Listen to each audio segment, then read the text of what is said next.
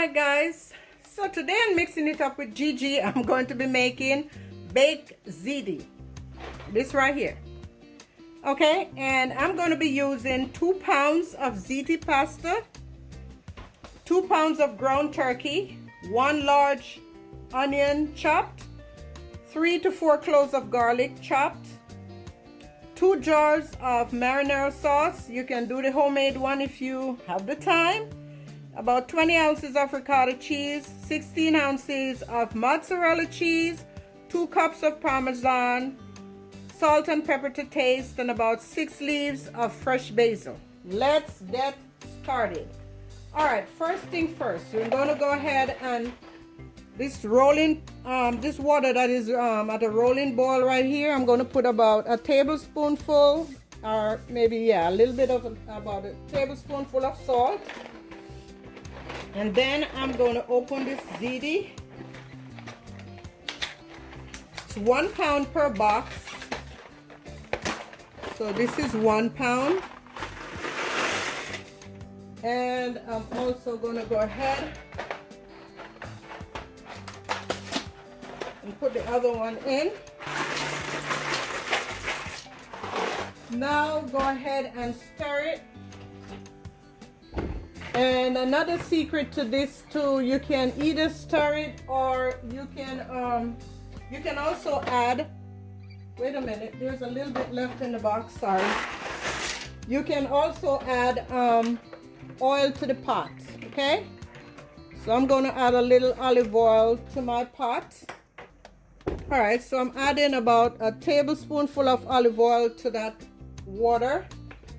So it will keep the pasta nice and loose and together, okay? And you don't want to overcook your pasta because remember you're going to bake them. This would be a good time for you to preheat your oven to 350. While my pasta is going on over there, I'm going to put another tablespoonful of this oil in the olive oil in my pot, and I'm going to grab my turkey. Alright guys, so now I'm going to go ahead and put my onion in this pot. I thought it was hot, but it's still not, so I'll just wait a few more minutes and saute those onions real nicely.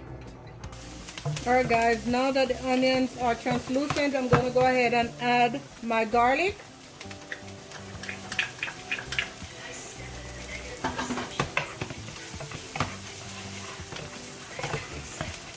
And as soon as you add your garlic, you can literally stir it for a few, maybe about a minute or so, or less than a few seconds rather, and then go ahead and start adding your meat. And I'm adding 2 pounds of, making a bigger batch, so like I said, I'm doing 2 pounds of ground turkey. Once you add the turkey, make sure you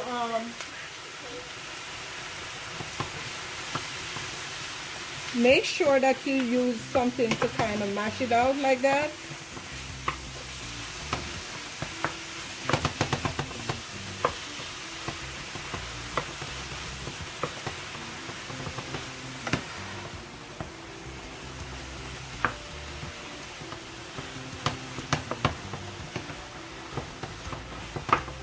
It will eventually be totally mashed out, don't worry.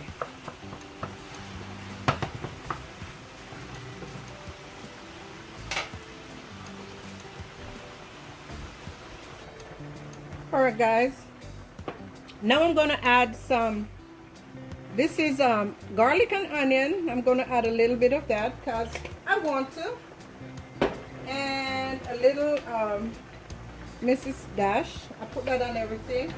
Then I'm going in with my salt, and I'm using Maggi. You can use whatever you choose, whatever salt you choose.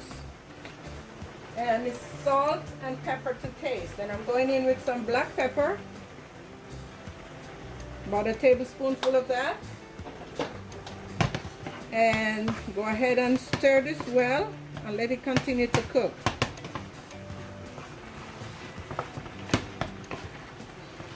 Got to layer on the seasoning.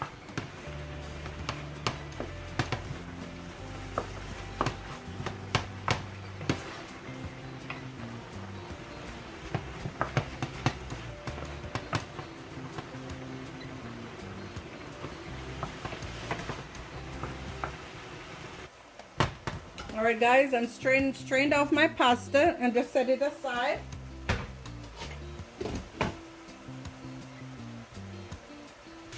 All right, guys, so now I'm going to go ahead and add my sauce to my meat.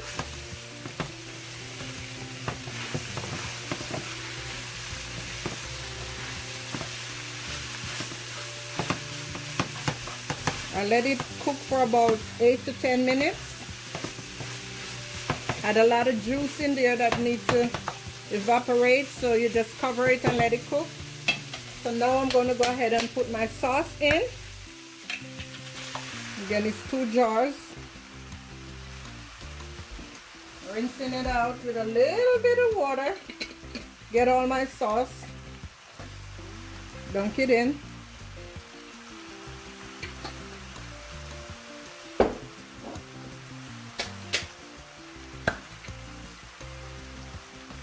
Seems like a lot of sauce, but remember it's 2 bottles of it's 2 pounds of meat, so we need a lot of sauce so it's not dry.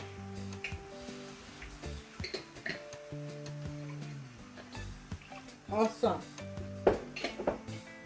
Now rinse my hands. Then we're just gonna stir this up.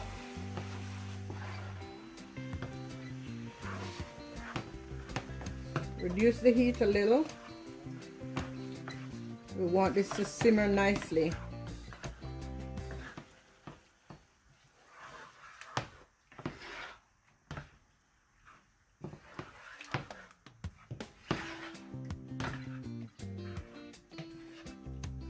Yes. And make sure you taste your meat ahead of adding the sauce, so you have the right consistency of seasoning that you're looking for. So I'm just going to cover this and reduce the heat, like I said, and let it simmer for about, I would say, 5 to 8 minutes. Alrighty, so now my meat has been simmering for about 10 minutes. And now I'm going to go ahead and I'm going to scoop some of this ricotta cheese in there. Just a tad bit of it. Just scoop a couple spoonfuls in there, fold it in the meat.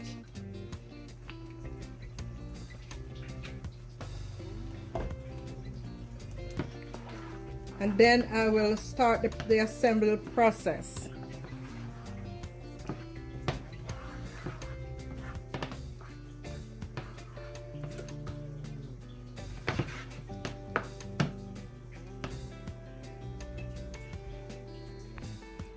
Okay, guys, also don't forget to add your fresh basil to your sauce, and I'm going to go ahead and add some more ricotta, and then I will do the assembling. Okay, I might have to change from this pot because this pot is not gonna, I'm gonna have to put it in a bigger pot just so I can accommodate the noodles. Okay, so bear with me. All right, guys, I've transferred my pasta into the biggest pot that I have, and now I'm going to combine the meat sauce.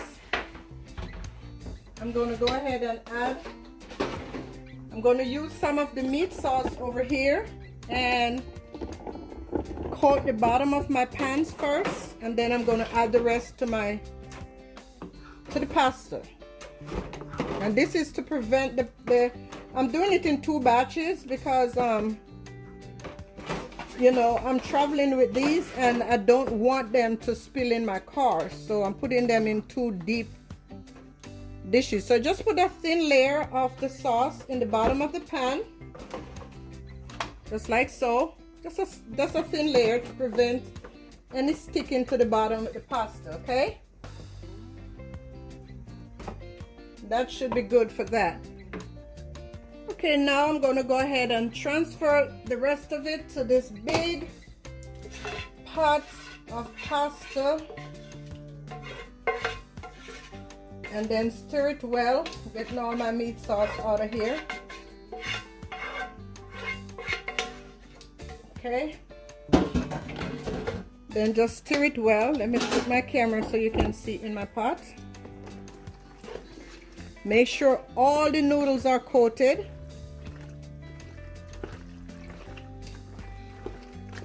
And you can also add more ricotta cheese, which I'm going to do, because I have a lot of noodles, so you want a lot of cheese in it, so it can be as cheesy as possible. So I'm going to scoop a couple more scoops of ricotta. Yep, dunk it in there. You can't, no, cheese can't hurt anything. So just go ahead and dunk it in. Awesome. And then mix it in. Make sure everything is nicely coated, guys. Look at this goodness. Hope you can see in my pot. Yes. A lot of cheesy, gooey niceness. See? Okay, so now I'm going to transfer them to my baking dishes. Alright guys, so now what I'm going to do, I'm going to put a layer of mozzarella cheese at on top of this meat sauce in both pans. Make sure you keep some for later to top it with. And on top of that, I'm going to go ahead and put a generous amount of Parmesan cheese. All about the cheeses, honey. There you go.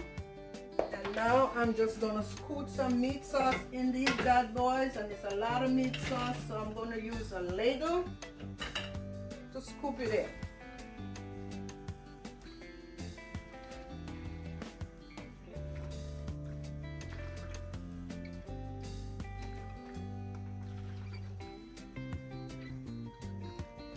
Hope you can see what I'm doing.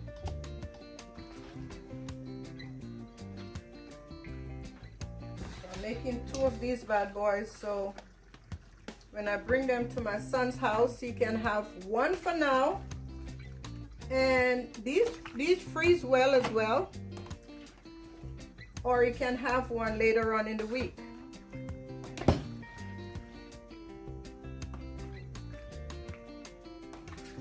He's feeding a lot of mouths, so he will have enough baked ziti for today and another day, whichever day he chooses. You know, sometimes in the week you really don't feel like cooking. That's when you bust out what you have, you know, the leftovers that you have. So I am sure, and the kids, they love noodles, so they will love this baked ziti. All right, let me clean these up, and then I'm going to sprinkle a generous amount of cheese on top again and stick them in the oven. First we go in with the ricotta cheese, the mozzarella. Kind of level it off so it looks nice. Mozzarella cheese first.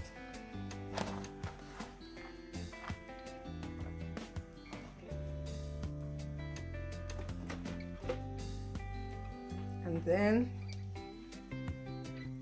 Parmesan.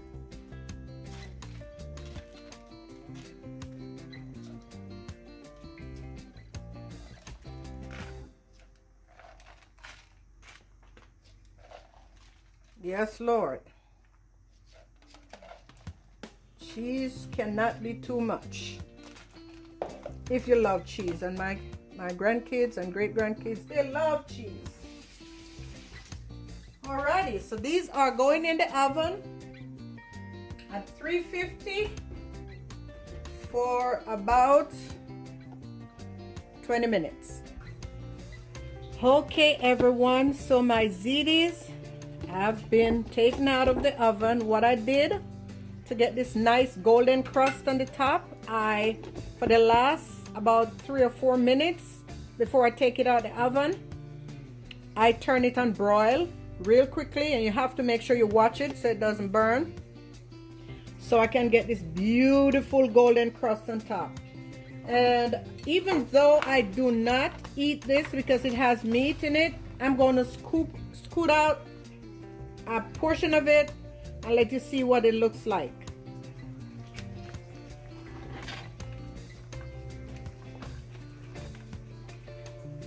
Yes, Lord, look at this, guys.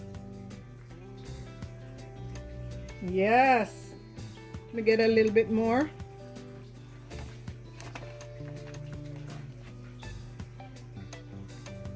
Here it is. And I'm going to go ahead and just garnish with a little basil. And here it is, guys. Baked ziti. There she goes. Give it a try. It's nice and juicy. Until next time, guys, God bless.